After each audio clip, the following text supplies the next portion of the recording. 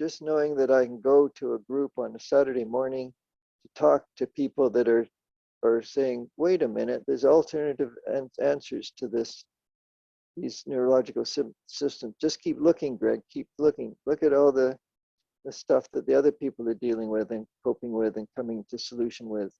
Just knowing that there's a place when I hit a wall, I can go and be supported and I can lean into the group. So I had a 15-minute Zoom call with the neurologist, and he said, oh, you've got Parkinson's. And I went, well, what does that mean? He says, well, it's a bunch of symptoms. And so I said, so you're telling me you don't know what causes it, you don't have a cure other than taking a pill. Well, I'm going to create a different story because I don't like your story. And yeah, and so that was kind of the beginning of my journey. And so it's taken a while to source out somebody that says, wait a minute, maybe there's alternative explanations to what's going on in your body. But I just saw something about Gary's article, Outthinking Parkinson's perhaps, and then it just was like zip, zip, zip, zip, zip. I was ordering courses from you guys and feeling empowered and excited, and I haven't even finished all the courses, but it's like I'm in gathering mode still. So now I'm at the point of, okay, so I've gathered all this information. How do I source it out? What's the path forward through all of it? So it was really exciting to come across a group of people like, okay, great, here's other people, we can talk about all these other things. Kind of gave me hope, like you say, it's hope. Just like, oh, okay, so I'm not going crazy, because everybody around me seems to be thinking I'm going crazy. It fired me up to sort of say, okay, I can do this. There's other people that are doing it. There's other people that support a different way of doing it. And because I got really, it was kind of like I was flailing around in the jungle by myself with a pocket knife and a matchstick.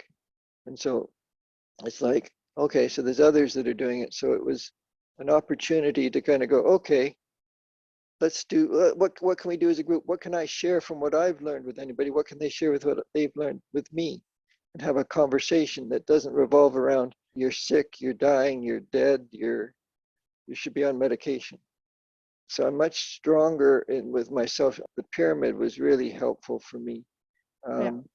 Just the looking at my own beliefs structure too, that I've been brainwashed as well. It's not just everybody around me. So I'm becoming more self-referential versus external referential. The stress is becoming very apparent to me. It's been there all my life. The anxiety has been there all my life. And so I was just reading a paper on someone that was talking about some neurologists that were talking about the unexplored aspect of anxiety in Parkinson's. And I went through all the things they're doing. I thought, wait a minute, all these things were there before the diagnosis. They're presenting them as though they appeared after the diagnosis. So it's like the whole model's upside down. Now, I acknowledge I've been accused of not only thinking outside the box, but throwing the damn box away. And there's been so many amazing little miracles because of the conversations for me at my end, just because I'm thinking differently. I'm thinking, like right now, because I'm kind of excited, my arm's tremoring a fair bit as we talk. And so I know that I'm excited, so I can self-regulate more better. All right, no, oh, it's time for some more self-regulation at that point, versus just kind of pulling my way through and doing the exercise because that's what I'm supposed to be doing, if that makes sense. Just knowing that I can go to a group on a Saturday morning to talk to people that are saying, wait a minute, there's alternative answers to these neurological systems. Just keep looking, Greg, keep looking. Look at all the stuff that the other people are dealing with and coping with and coming to solution with. Just knowing that there's a place when I hit a wall, I can go and be supported and I can lean into the group to kind of go, oh, you know, I just had this conversation with my doctor and he thinks I'm crazy and stuff like that. Now there's a sense of, you're not crazy, Greg, from this group. So that's huge. It's really huge for me. It's just knowing that there's a group of like-minded people that are don't think I'm crazy with some of the things I'm exploring.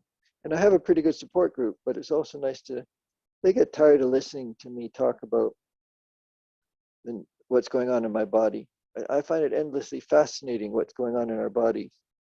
The big thing that's happened with not just your information, but looking at it is I've been going back and back and back and realized that I was adopted at 2 weeks of age into what ultimately proved to be an alcoholic household, and with a father who was physically abusive.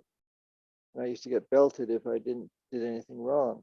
And so I kind of dismissed it because it's like never too late to have a happy childhood. I had a pretty stressful childhood in retrospect. Oh yeah, no, it's brilliant what you're doing with the group because, as I said, it gives hope. Just like you say, there's hope. So there is a solution here. If I keep poking for, everything's figure outable. I say, very definitely. I've often actually from the beginning I thought this isn't a physiological condition. This is a mental condition. Well, it's like I'm trying to reprogram my whole. It's like I want to download a new computer program to my system so that I can be a little bit more cognizant. And that's where I think